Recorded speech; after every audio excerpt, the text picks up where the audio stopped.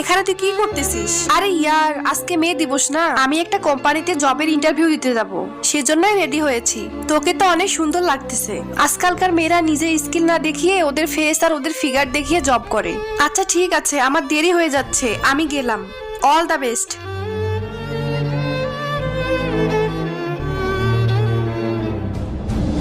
Miss প্রীতি, আপনার সিভিটা তো অনেক ভালো, যেমনটা আমি চেয়েছিলাম, কিন্তু তোমার এটা অনেক বেশি হয়ে গেল না? অনেক বেশি মানে?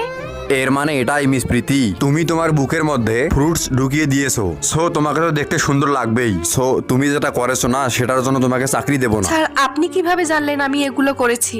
আমার কাছে তোমার বান্ধবীর কল এসেছিল। হ্যালো। স্যার, আমার কাছে একটা ইনফরমেশন আছে। আপনার কাছে একটা মেয়ে আসবে, প্রীতি নামে। সে